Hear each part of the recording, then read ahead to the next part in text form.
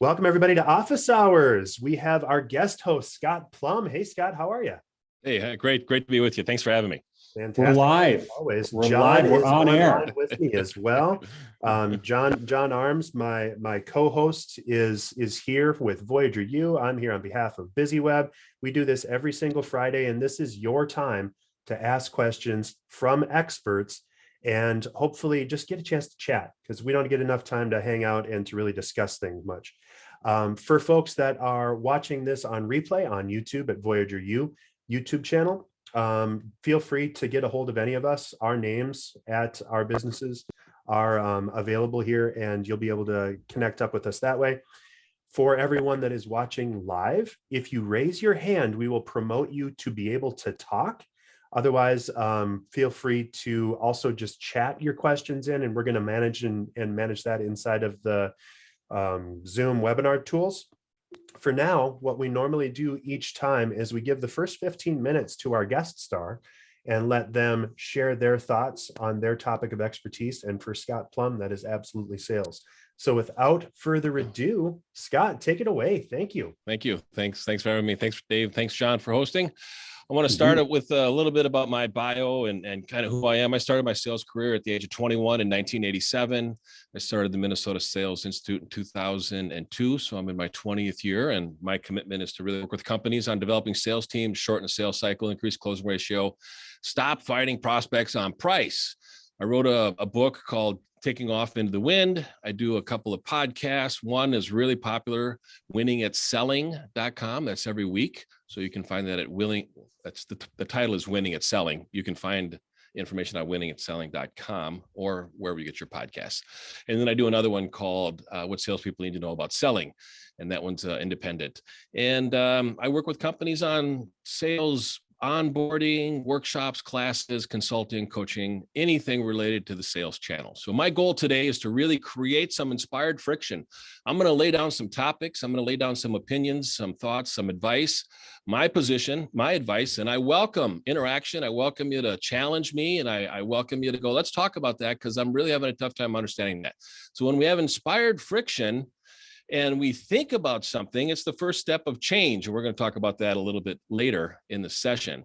But I really want you to think of what is it that's working and what's not working. And when I share something that you go, I don't think that's going to work, Scott or Professor Plum, I think you're a little off base on that. Let's talk about it. And, here's a safe place to talk about it here. Cool. So I want to start off with kind of going over our outline, and we're going to be talking about sales enablement. We're going to talk about aligning strategy with the sales process. We're going to go over creating and claiming value. I want to talk about mapping and measuring. And then I really want to talk about how do we implement all of that into building a sales team. I've taken some notes, I've got some things memorized. I want to bounce back and forth. I really want to be thorough and complete and comprehensive as much as possible. So I may be looking at my notes periodically. So I want to start off with going forward with the sales enablement program. And it starts with aligning strategy. Now, sometimes when we think of strategy, we think of marketing. Everybody thinks of John Arms. Oh, marketing, that's strategy. Well, strategy in sales is so important because all of the tasks that salespeople has got to align with the sales strategy. And if we don't adjust our tasks and align our tasks with sales strategy, then we start getting off base. We don't adapt to the marketplace. And there are some companies, if we look in the rearview mirror, that have not adapted very well. I'll just take, for instance, Xerox. Now, Xerox had the copy printing category. They owned it. However, when it came to desktop printing, never even had a chance. I don't even think they put a product out. HP came and swallowed up that marketplace quite quickly. Look at the portable phone, the mobile phone. Motorola was the pioneer in that. And then they lost it to BlackBerry. And then Nokia came on the marketplace. And then finally, Apple is dominating and now in a very close competition with Android. Think about Blockbuster. I mean, imagine the person at Blockbuster. They got a call from somebody from Netflix. They knock on the door and say, hey, we got an idea. Let's work together on this. Mm-hmm. And the person at Blockbuster said, are you kidding me? You compete with us. We're not going to talk to you. And they slam the phone down and close the door. And they go, no way. Well, how long did that happen? It was a matter of about 6 months. And bam, Blockbusters were closed.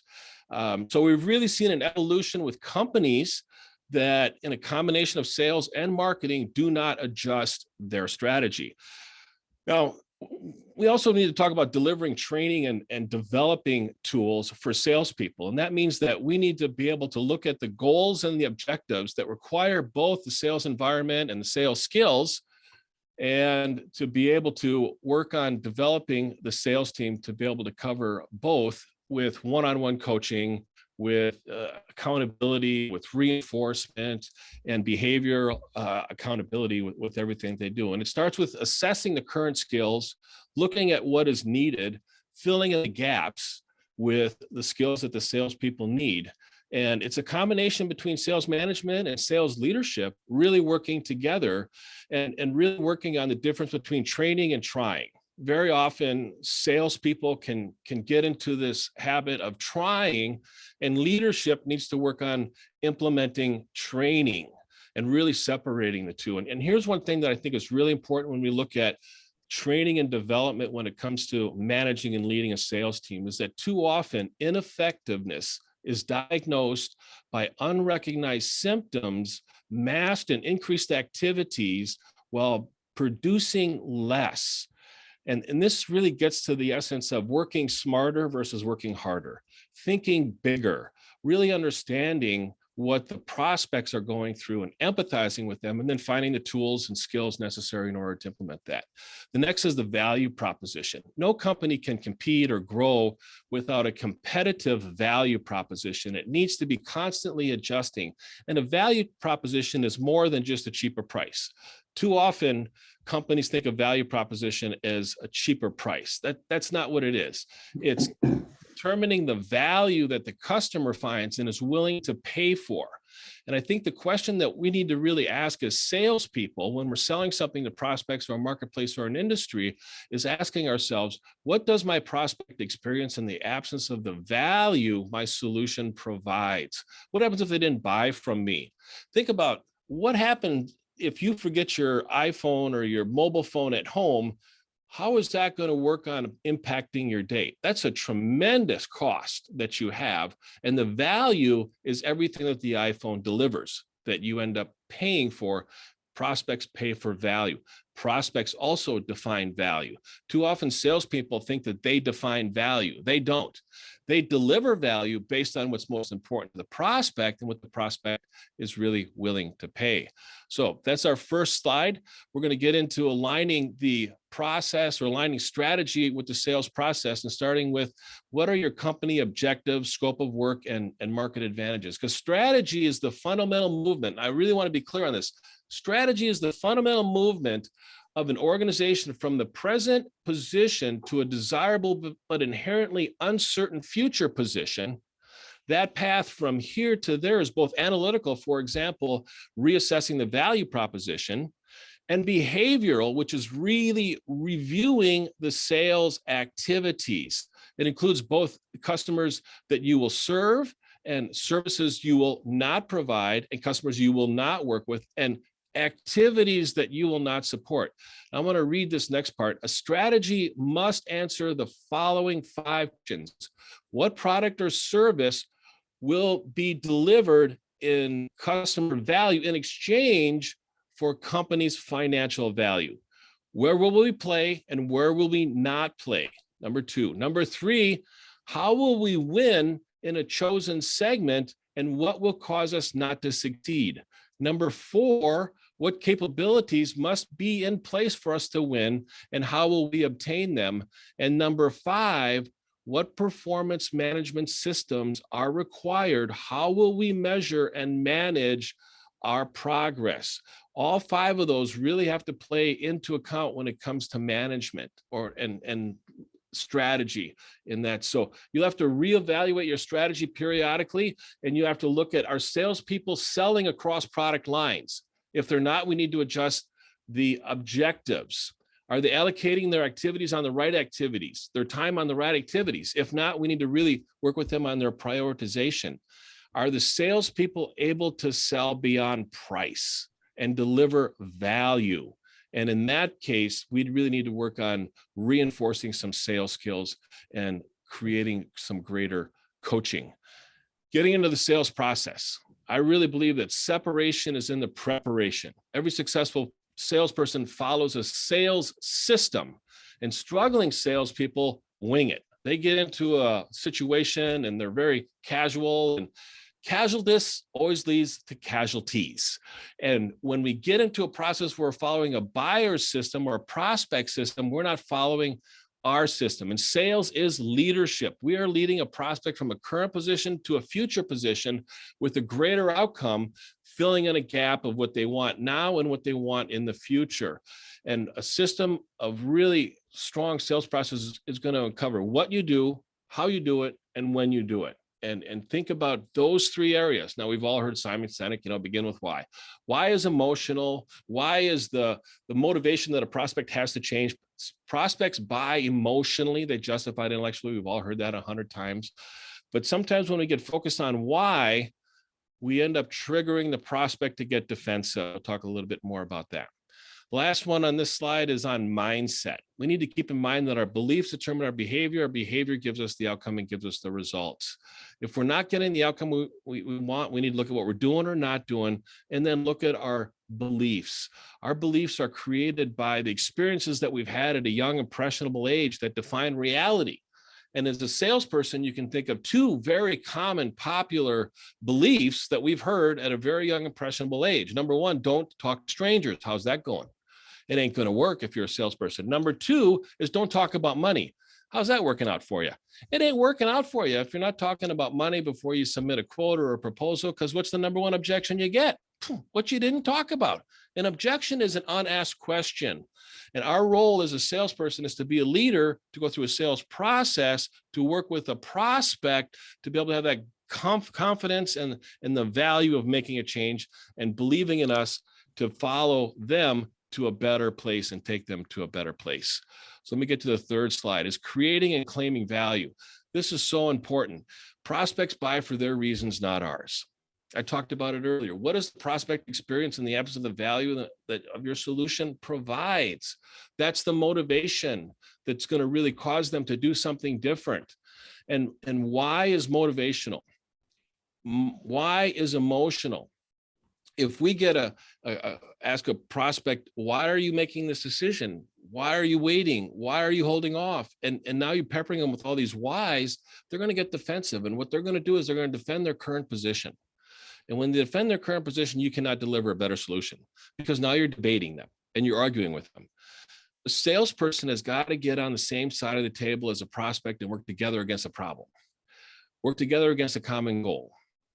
And I don't like the word help. I have a real struggle with the word help. I think if we're helping somebody, we're up here, they're down here. Let me save you, let me rescue you. What happens when a salesperson talks to a prospect and says, let me help you? You're walking into a conversation where you're saying to the prospect, hey, moron, hey, stupid, you're doing it wrong. Let me take over, okay? What's the number one thing that prospects dislike about salespeople? Number one is losing control. So here we come into a conversation and we say, hey, let me help you. Let me take over. Prospect loses control. Number two, what do they not like about salespeople? They don't like salespeople that are assumptive. So they get into a conversation where they think the prospect has a problem. If the prospect doesn't think they have a problem, what do they think the solution has value? No, because there's no problem defined.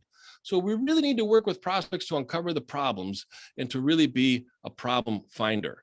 And that's the next slide, is what problems do you solve? Too often salespeople get trained to be problem solver. They get so trained on the product knowledge and they go into a situation with all the information on the solution and the product, but it doesn't stick to anything. Therefore, it has no value. And then the prospects ends up getting defensive because they're arguing about something that they think are doing right. So we need to always think about every time we're working with a prospect is what problems do we solve? We need to be a problem finder, not a problem solver. Problem finder first, problem solver second.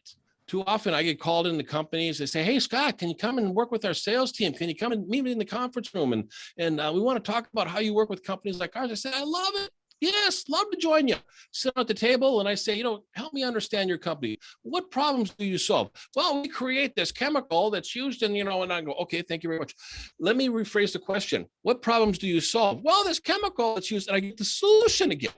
And I get all the product knowledge about the solution. And then we have no idea what the problem is. We have no idea what we're hunting. When you go out deer hunting, how many squirrels do you bring back? None. You go out deer hunting, how many pheasants do you bring back? None.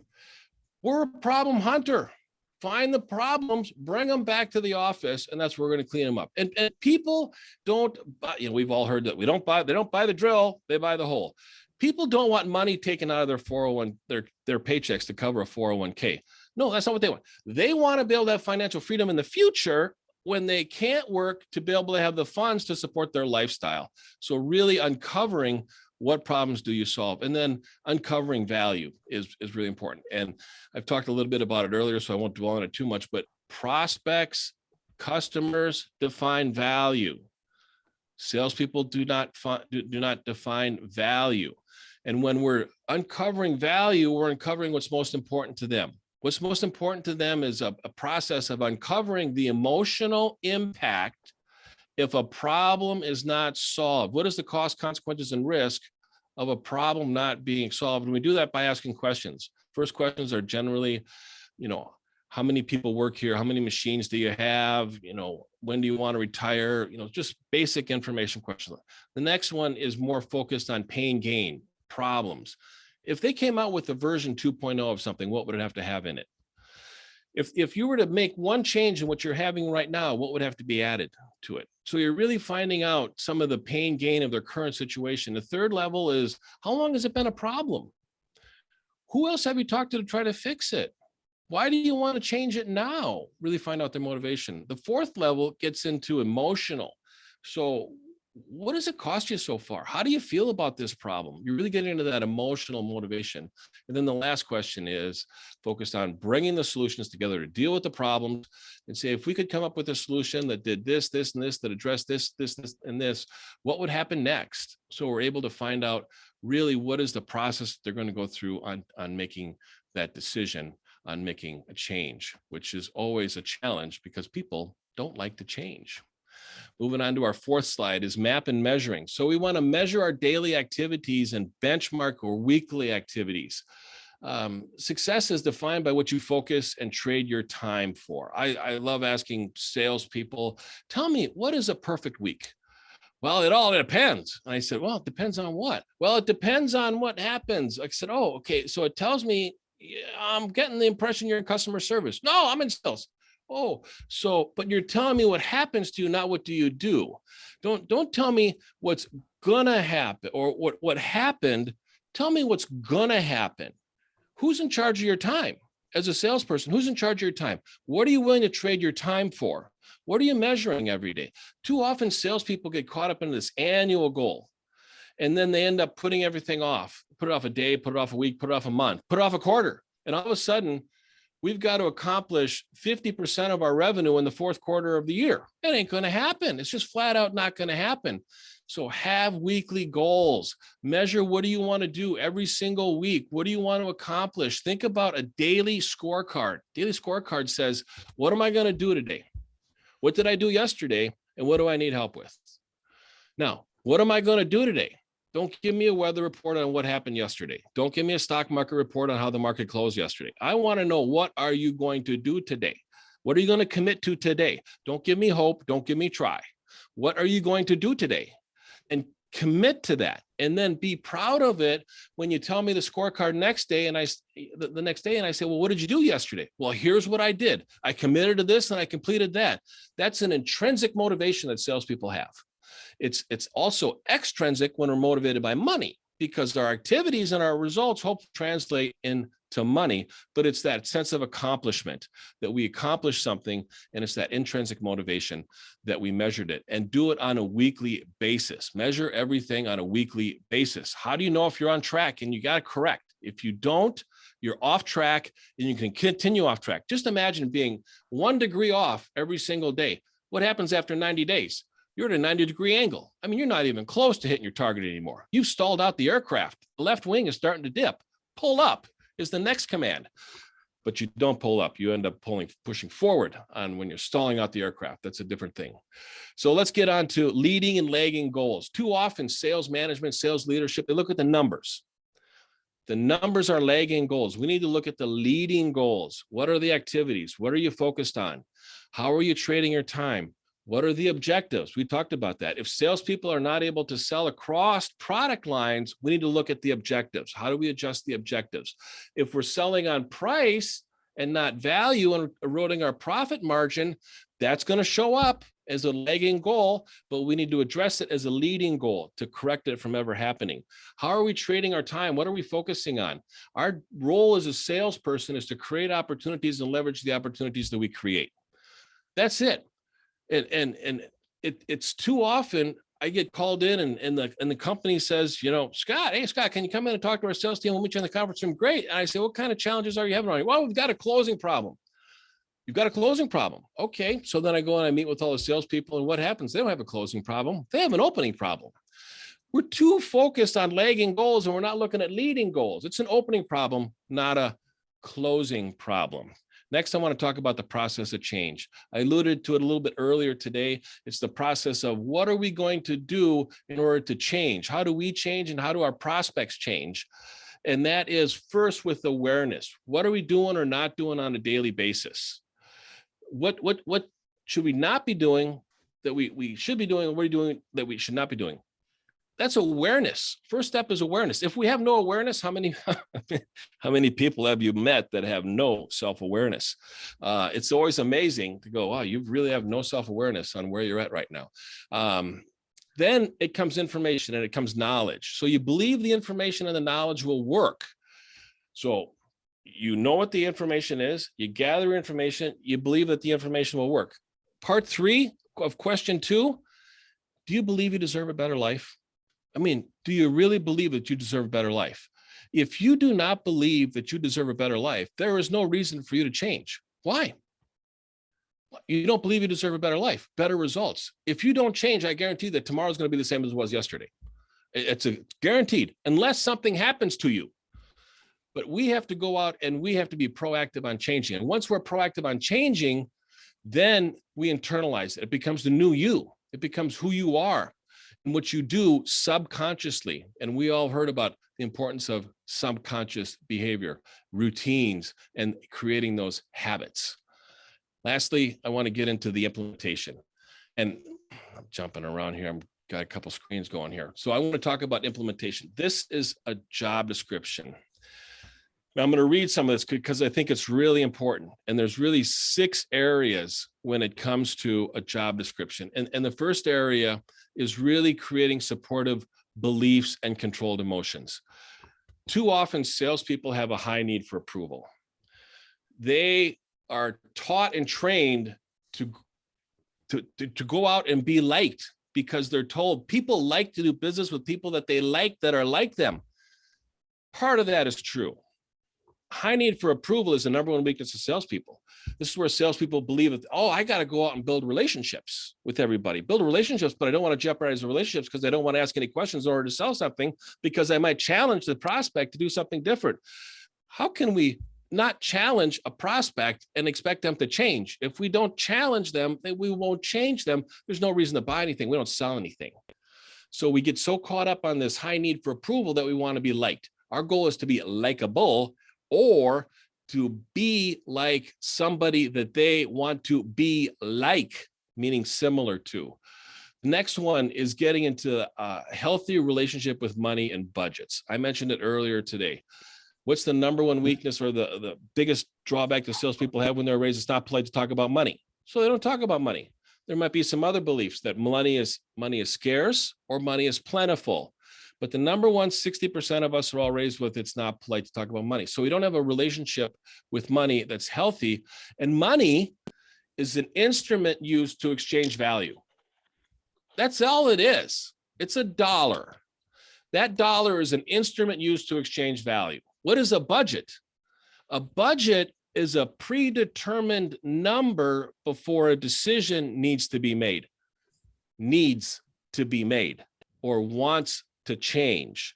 That's the difference between an actual expense and a budget expense.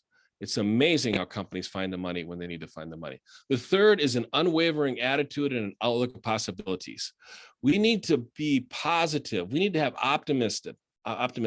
And optimism has two definitions. One is you're hopeful before a decision is made. And the second is you're dwelling on the most positive aspects after a decision is made. So we're really being optimistic. The next one is really clear roles and behaviors. We really understand what our role is as a salesperson. What is the definition of embarrassment? Embarrassment is being caught out of role. What is the goal and role of a salesperson? To make outbound phone calls, to prospect, to look for opportunities. There's no reason to be embarrassed when you really know what your roles are and you're committed to the behaviors that you have. The fifth one is knowledge of a sales process with effective techniques.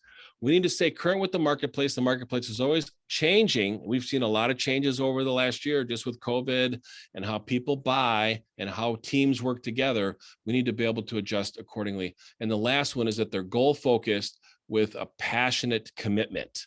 And when you're really committed and we have that desire, we're going to be able to achieve our goals.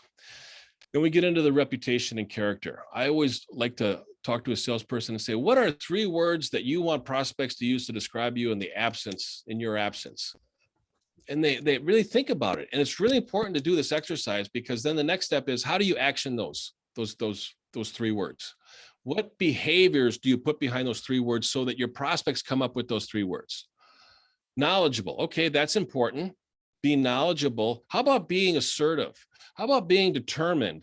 How about really looking at a superstar salesperson? How would you describe a superstar salesperson? Give me 3 words. Now, are you actioning those 3 words?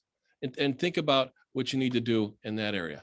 And lastly, I'm going to close with some of the most common barriers when it comes to working with the sales teams and developing them. And number 1 is that there's no system, there's no process.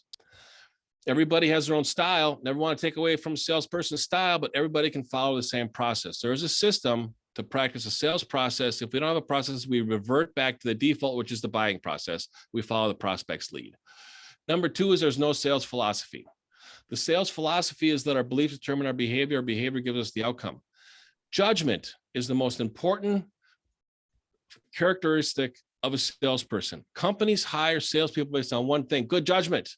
When you have good judgment and you have a philosophy that prospects buy for their reasons, not yours, you're going to be successful. If you believe that prospects are going to determine the price based on what they determine as value, that's a philosophy that you have to have, which then you action it, then you're going to find out that you're going to be exchanging value based on dollar for dollar. And number 3 is there's no reinforcement. There's no repetition. The mother of learning is repetition. We go through training, but we don't hold them accountable. Think about an onboarding program. An onboarding is really creating clear expectations in writing. Step is creating accountability and on a weekly basis. And number 3 is creating consequences if accountability is not made. And that is really holding an accountability together with holding a sales team accountable. Another one is there's no competitive value proposition. It has to adjust. As the market changes, the value proposition has to change. And the last one is that there's no improved sales practices. I mean, we have to keep up with the marketplace, how buyers change, how markets change. We need to be able to adapt and bring somebody like me in that talks about what's most relevant in the marketplace, instead of reverting back to those books that you had when you had your onboarding program from whatever company, university that you went through. And if you don't change the training program to the current market, you're going to be left behind. Those are the areas that I would like to cover today. And I appreciate the time, and I might have gone a little bit long, but hopefully the content was valuable for those who are tuning in. Usually we interrupt. Oh, we usually do, but you brought such good, rich So many things. I'm like, all right, which one of these things do I want to unpack and pick apart a little bit? But Scott, where I want to go back to the replay. This is awesome stuff. And our listeners appreciate it. Okay. I want to open up questions. And Tony actually had a great note in the middle of your talk, Scott. He said, it's a super helpful perspective shift to focus on the problem that we're here to solve, not to be so fixed on the solution we have to offer. So, he said friend becomes in that term is a great way to speak your prospect's language. So that's magnificent. And if everybody, why do we go there? Fair warning, I'm going to allow everybody to talk now. So Angie, Tom, Tony, you guys are all up and able to ask questions live if you want. So, and I'm talking to my friends. Yeah, we got some real good folks on here. So, hey, everybody. I'll answer that question, John, as other people are getting ready to queue up their questions. So John asked, why do salespeople revert to solutions so comfortably instead of being uncomfortable with uncovering problems that the prospects may have? And that is because a lot of sales training is product knowledge training. And a lot of sales leadership or company leadership believes that salespeople need to be well-versed on product knowledge before they end up leaving the office. The challenge with that is salespeople will never learn enough. And when you start getting into this black hole of product knowledge, then more and more salespeople are going to go, well, I didn't know about that. I need to learn that before I go on. I need to learn that before I go talk to anybody. And then all of a sudden, we're getting into learning everything that a product manager has or a project manager has, or and it's not necessary. Those are subject matter experts that we can bring into a sales call. Our goal is to uncover opportunities and leverage the opportunities that we create. So we need to be able to get the right people in the room. We need to be able to uncover the reasons why they want to make a change. We need to be able to uncover a budget or decision-making process that they're going to follow, then bring in the tank. Bring in the solution expert to talk about everything that we can address and deliver that, guess what? It delivers only to the problems that have been introduced. Don't start talking about stuff that is not a problem that a prospect has identified. But product knowledge gives salespeople confidence. Instead of salespeople building confidence on a sales process, if they had confidence in the sales process, they would need to learn as much about the product knowledge. But product knowledge is safe. And hey, Angie. Go ahead. Yeah, I would say, Scott, I'm a recovering salesperson as well. And I think a lot of the times when you originally start in sales, you want to be the solution, right, for your client. But I think when you change your mindset of, like you said, finding what the problem is, sometimes I'm not the solution. And that's fine, right? Yeah. If you keep your prospects and enough of them in the hopper, I'm not desperate for the next sale. Right. Amen. Right. Yep. And so it's, I may not be the solution today, maybe it's Dave over there, or, Jeff or somebody else. I can at least do the referral back out of the process. And then maybe when they do have the problem, they'll reach out to me at that point regarding my solution. So yeah. Don't plug up your pipeline with solutions that you cannot deliver. Oh, just because you have a prospect doesn't mean you can solve their problem. It doesn't mean that they ever want to change. So really uncover the prospects that you can work with that have a problem that you can solve.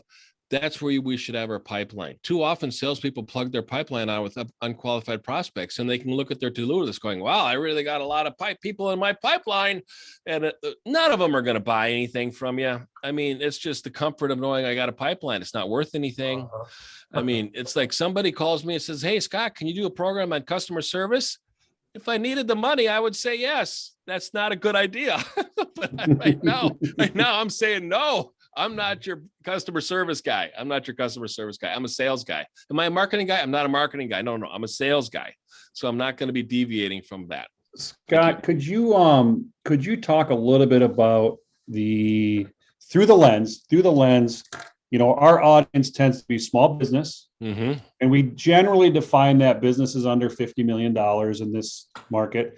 Or independent or entrepreneurs, people starting their own thing, the fractional executives starting their own thing. Talk about sales if you could, and address that through their lens and what you've seen, maybe problems that they run into, or think, because they're not sitting on top of a sales team of 7 people, or even sometimes even 1 or 2. Right. Could you talk about sales through that lens for a little bit? Sure.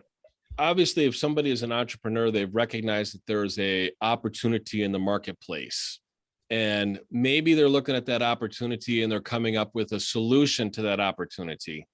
And that's very common, is they see a solution, they define a solution based on an opportunity. In order for that solution to have value, it's got to stick to a problem.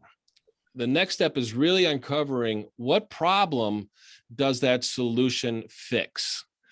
Then looking at the impact, the costs and consequences of solving that problem. What is the impact if that problem is not solved? What does it cost the prospect if they don't solve the problem? What are the consequences if that problem is not solved? And here's where I think a lot of entrepreneurs really kind of misalign and misframe the next step, and that is determining a price. There's a mindset that entrepreneurs price something based on time. And they need to price based on value. And when you price, I got to pause for the God raise and the audio. Like, yes, preach it. I worked so hard, so very hard, trying to, and I'm maybe not the best communicating agent of it, but Scott, tell us more. Preach it. Preach it, because people need to hear that, not for me. It's so common. And here's why it's common is they look at an attorney, they bill by an hour. CPA, bill by an hour. Look at other professionals, they bill by an hour. You know why they bill by an hour? Is because the value they deliver has a higher value than what somebody pays them per hour. So entrepreneurs need to look at the impact of the problem if left unsolved, translate that into the cost, consequences, and risk if unsolved. And that is, in some cases, undetermined. It could be an infinite. I mean, think about it, house insurance. If you didn't have house insurance and you had a fire and you had a full mortgage on your house, that one's going to be tough to recover from. Right. That's the impact. That's a financial impact. I mean, so it's really a mindset, but it's also a market study on where can you fit in, how do you position yourself, how can you define value, and how can you really deliver something that is unique that cannot be commoditized. Totally. And too often salespeople, business owners commoditize their own product or service. They commoditize it. And I always tell salespeople, what is one thing unique about your company that no other company can really deliver? And they're like, well, I can't think of anything. I said, why don't you look in the mirror? It's you. It's you as a salesperson. You work for this company. If a prospect likes you and you're likable and they want to be somebody that they want to be like, and you come across as a trusted advisor, you come across with a certain amount of knowledge, and you end up bringing challenges that they need to consider before they become problems that they need to deal with, you're a trusted advisor. You're really coming in from that sense making, which is a new term that's coming on the marketplace right now at a Harvard Business Review. I love that word, sense making, which you are the salesperson that's making sense of all the options and decisions that the prospects have to make. And it's moving past buying on price and commoditizing their own product or service.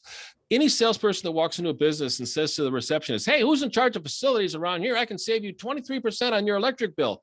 You're a moron. You're going into a company and you're insulting the person who's in charge of facilities, number one, and number two, you have no idea how much they spend on their electric bills. So how can you say you can save them money? You got no credibility at all, and you're just being assumptive. So don't do that. Don't and yet they do it. They do it. I'm in my office one day, I got a knock on the door, open it up, and it's 2 guys from a catalog office supply company. And they say, hey, I see you got that 2170 printer. I go, yeah. They said, I can save you money on toner. And I get up and I look at my shoes and I go, why you got to be like that? And they go, be like that? What do you mean be like that? And I said, you come into my office and you insult me. Well, how did I insult you? I said, you told me I don't know how to buy toner. You told me that I'm stupid. It's where I buy it now. And you're going to tell me that you can save me money if I buy from you. So when you leave and 2 minutes later, somebody else comes in from an office supply company and they say, hey, where are you buying toner? And I say and I go, why you got to be like that? I can save you money. I go, so you want me to buy from them because they're cheaper? I didn't say that. I said, that's exactly what you said. So there's a reason there. Yeah. There's and anybody can talk about this, and Scott, please do. There's a reason that those norms are there. Mm-hmm. There's a reason that those people are there, and they didn't put themselves there. Right. An agent of an entity said, go out in this way. I believe that there is a massive misunderstanding, particularly in small business, and they really need to get it right to succeed, is what sales actually is. When you hire for it, when you deploy for it, if you train for it, and that whole dynamic, and it's okay. It's one of those places where entrepreneurs and small business have to say, I'm vulnerable here. Right. I don't get it, because we've all seen them do this. We need sales. Yeah. Who's got a recent college grad? Because it's the energy that we need. Right. And when in reality, like, okay, well, look where sales works. Wise, gray, people have been there, done that. So, I think there's this massive gap in intelligence on what actually sales is. And maybe it stems from fear or a lack of confidence, but I don't see it getting any better right now. If you look at all departments of a company, a CEO, an entrepreneur of a company, what is one department they've got the least amount of knowledge in? What is one department they have the least amount of confidence in? And what is one department they need the most of? Sales. Mm-hmm. Yeah. And they don't, it's all elusive. So they go, I don't want to go near it. I don't understand it. Let somebody else do it. Go ahead, Angie. I would say time and time again, I've worked in organizations and I sold a product that all of you are legally required to purchase. So anybody should be able to sell that, right? Mm-hmm. And we all had the same issues of being able to sell, and but I think the solution that we really came up with time and time again was co-selling, coming together as a team collaboratively, right? Yeah. And it goes back to, I'm a huge one on personality profiles, and Scott didn't talk about that as well. But when you go in to buy from different buyers, you on the profile, your entrepreneur may be a D, right? But your accountant may be a C. They're different buying, buyers on that. Yeah. But I'm more of a D. I might blend better with the D, but my business partner might blend better with the C. Sure. And so acknowledging I may not be the best solution for everybody, I think is number one in my mind. Number two, collaborative. Once we started collaborating, our sales closure went from like 30% up to over 85. Wow.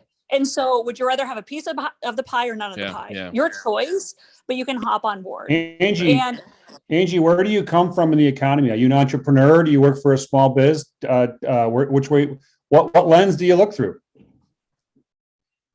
So I'm a recovering insurance agent. That's what I did for 21 years. I've left. I'm now an entrepreneur working with my better half, running a construction company. Oh, nice. But I'm getting back into the realms of consulting on the sales aspect of the insurance side, because I love it. But I don't think, like my better half says, sales is sales, no matter where you're at. It's creating that energy and that excitement of what you're selling and why you're selling it. And when you get into it, that's my passion, is what are we doing and why are we doing it? I love it. And when Scott talked about the house fire, it's hallelujah. Right. I can sell you a good product and I can sell you a bad product, your choice, right? Your control. I'm just here to provide the options. Interesting. Good to know. Tom, go ahead, Dave. Sorry. Oh yeah, Tony, Tom, what do you guys have to say? And are you guys cool in leaving the recording on? Because I'm finding this super helpful. So if cool, if you want me to pause, by all means, I will. But otherwise, I think this is great for everyone that's going to be listening afterwards. Yeah, I mean, if it's okay for me to maybe just chime in real quick. Yeah. So not at all a sales professional here. I'm a CPA. I work in the finance side of the house, and I'm currently developing a product, educational product. And I think, one of the things that I'm resonating with what you're talking about here is, again, focus on the problem, not the solution. And I think the thing that's going through my mind as I'm processing right now is I think there takes a lot of humility in taking that approach. I mean, especially for somebody in my spot where I'm the entrepreneur, I'm the creator of this. I take a lot of pride in the ebook that I just wrote, right? I take a ton of pride in this course that I'm creating. But I think the danger that I could potentially run into is if I don't keep my focus on serving and meeting the needs of the problem that my customer has, I'm not going to be able to make the sale. So that's, I just want to say that was a super helpful insight for me. Good. Well, it's a good point, Tony. In people, entrepreneurs, right, and small businesses, very proud of what they've created. A lot of pride, a lot went into it. So there does take some humility to say, okay, that's me. What about my customer? Because they didn't do it. They didn't build it. You know, they have a whole different set of priorities. Scott, talk about that a little bit. Yeah, I think, Tony, from your position, when you create something, you want to be validated. And that's an emotional satisfaction that it's human nature. I think we want to be validated for our current behavior. We want to be vindicated for our past behavior. And when we have that, then we feel whole. And what you're in a position of creating something that you want to have the validation that it's worth something from somebody else. And that's what you seek.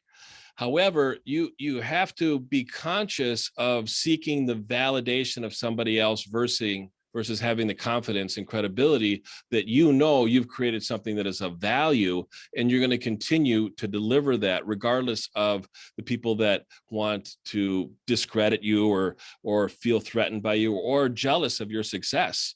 I heard the saying yesterday, you can't change the people around you. You can change the people around you.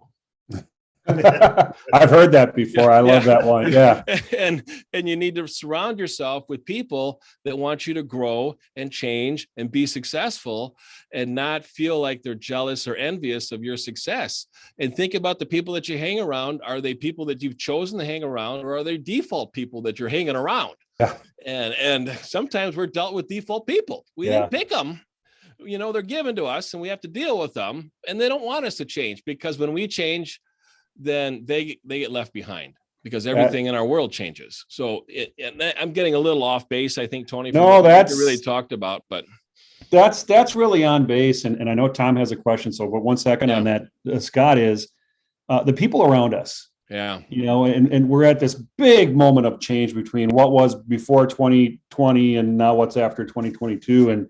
And I talked about this today earlier, is like the watering holes are different. It used to be, right, you go into the building and there's maybe 100, 200, 1,000 people there. Those are the people that are around you. And if you're hired by that company and, you kind of can't change that in that first sense of it. You can't change them. But now here we are, right? We're different. It's remote. There's a ton of independent with a fractional thing. It's like, oh my God, it's a completely different thing. We're entering a world where the people around you, completely different set. Totally different set. And there's no sign of that letting up. And I think that's market opportunity. Dave, you're raising your finger. No, I want to hear what Tom has to say too, because he told us Tom, about thanks for tuning in. Level of sales too. So I want to watch the ninjas battle it out here for a little bit. Oh yeah, no hard questions. First of all, Scott, nice job. A lot of really good information there. Thank you, Tom. It means a lot. I think it's spot on. I just wanted to comment about the problem solving. Yeah. And I think one of the symptoms of that is that most salespeople don't ask the right questions. They don't dig deep enough to find the true problems of their customer in order to propose a solution. Yeah. And the second part of that is they don't listen. Too many salespeople are too worried about how they're going to respond. Yeah. And they over talk. Right. And so I just want to get your thoughts. One thing that I'm not seeing much anymore, and I personally, when doing training, it makes people uncomfortable. People don't like it, but I think a very useful tool that has kind of gone by the wayside is doing extensive role playing in training. Get people to ask the right questions, get them comfortable with being uncomfortable. Yeah. Yeah. So a couple of thoughts on that, Tom. I think first you mentioned that salespeople don't ask the right questions, or they're not comfortable with the questions that they ask. I find that salespeople ask the right questions, but they don't uncover the impact and the motivation to change. And they go from situational questions, problem questions, right to solution. And what we've skipped is, how long has it been a problem? What have you done to try to fix it? The checked out questions, and then the implication questions. So what does this cost you so far? Tell me how you feel about that. If you were to put a dollar amount, what would you put on that? And they don't ask those questions. And here's why. It's a mindset that the salesperson has, is that I don't want to jeopardize the relationship by making the prospect uncomfortable, mad, angry, or feeling like I'm really peeling back the onion. I'm exposing them, and they're going to be vulnerable. And if they get vulnerable, they're going to get upset. Well, guess what? Being upset is an emotion. And we've all heard that salespeople sell, or prospects buy emotionally, they justify it intellectually. So just when the prospect is getting to be uncomfortable, the salesperson stops because they don't want to make the prospect uncomfortable, which is exactly what the prospect needs to do, is really think about the reality of fixing the problem now versus paying 4 times as much in the future to fix it. But salespeople get intimidated when prospects get uncomfortable, so they stop with the questions that are most impactful on making the decision. I also agree with you on the listening. And unfortunately, salespeople are uncomfortable with silence. So they keep thinking about what questions are they going to ask, so that there's no silence. And what is going to be the greatest impact on a prospect sharing the most information with you is, guess what? Silence. If the salesperson just shuts up after a prospect is talking, and the prospect doesn't ask the salesperson a question, and the salesperson just sits there, pay attention, because the next thing that prospect says is pure gold. Yep. And they don't listen for that. Yeah, I would say if you're talking, you're not learning. Right. Yeah. So I always say, go ahead, Angie. I was going to say, I think Tom is spot on that, but I think the role playing is so key for all of us, no matter how seasoned you are in it, because sales strategies change, clients change. Yeah. And if you don't do that pre-meeting, kind of running through who's going to say what, how you're going to say it, but also being able to step back and say, hey, you invited me in here. Mm-hmm. Right? Yeah. What that's a good one, Angie. Good, honest conversation of what your needs are and where you're struggling. Right. Because if they don't need me here, guess what? I got 45 minutes left that I could go do something else better. Yeah.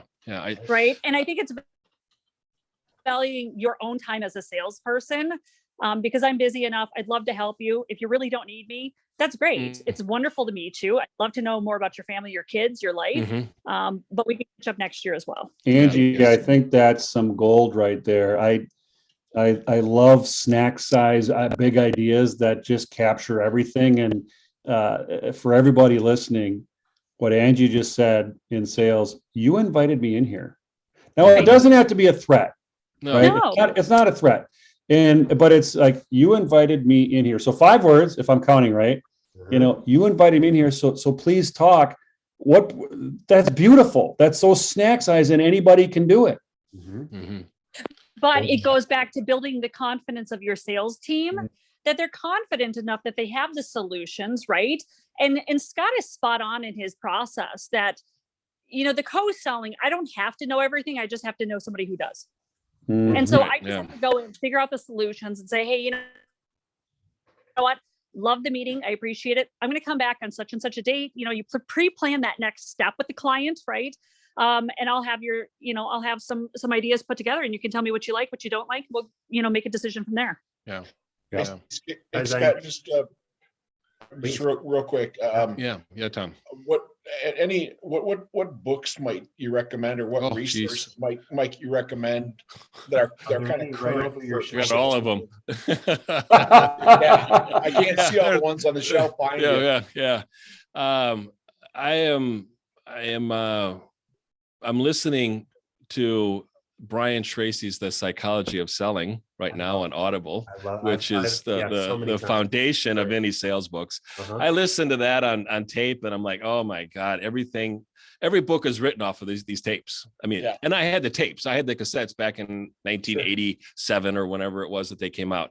I just got a book called The Psychology of Money that is recommended by Anthony Iannarino. I am probably one of the biggest fans of Anthony Iannarino. He's got a fourth book coming out called The Elite Sales Strategies. It's about a one-up sales approach. I interviewed him on the podcast, Winning at Selling podcast, spent an hour with him. It was a fabulous conversation. I had a chance to ask him so many questions about his philosophy, who inspires him, who has the greatest influence on him. It was just so influential. He quoted the book Spin Selling is the book that really had the greatest influence. And that, again, is a book that's still in hardcover. It's probably one of the best ones. But I think anything written by Anthony Iannarino is really important. But sometimes when it comes to salespeople, it needs to be more of a holistic approach. And if you look at a book like Think and Grow Rich, there is some real wisdom in that book written in the 30s that I think is very applicable for salespeople. And Psycho-Cybernetics by Dr. Maxwell Maltz is another book that there's a foundation in that book that is applicable with any selling system, technical, that a company wants to instill in a salesperson. So those are some authors. And then as you start looking at authors, you can see some of the books that they've written. So we're coming down on our time here, Scott. For our listeners and those who are on the call, you can go to VoyagerUniversity.com. You can find our LinkedIn member page, and I'll post. We'll reach out to Scott and get his list of favorite books. Of course, we'll have a link. We'll have a link here to this program as well. But Scott, if we could capture that, because my fingers just couldn't write fast enough. And I'm thinking, with all those books you have behind you, why don't you just rent out your office for $70 an hour? People can walk in, pour a cup of coffee, grab a book off the shelf, do that kind of thing. Good. I never lend my books out. I'll buy it for them. I'll buy them a copy if they want to buy a copy, but nobody gets my books. It's a good point all the way around in that sales and marketing and being an entrepreneur in small business. It's a constant state of learning. You're never done learning in life at all. And if you take I've learned it all, I know it all, I've got my master's, then it's going to be, you're not going to be particularly satisfied over time, because that stuff will age, but learning never ages. So I hate to cut this short. Scott, will you come back? Wow. Sure. If I'm invited, I'll be happy to come back. I want Tom, Scott, Angie, and Tony to all come back. And I want to have a workshop on identifying needs and killing some of those big things, especially for the Voyager University team that are looking through stuff, because there are so many things that you just need to talk through. And wouldn't that be fun just to have like a little mini, like we could make that an office hour special where it's like, sure. That's exactly what office hours is about. So if you guys are cool, I want to set that up for some time, probably late Feb. Sure. But let's make it happen. I want to close off the recording and thank everybody for attending and for rewatching. Make sure that you hit up Scott. And Scott, what's your email address for everybody to connect with? Best thing to do is just go to my website, mnsales.com. I got my phone number and email address right on the homepage. Rock and roll. All right. Well, beautiful. Thanks, Tom. Beautiful. And thanks, Scott. Well done. Thank you. I appreciate it. Having a great I appreciate it. Thank you.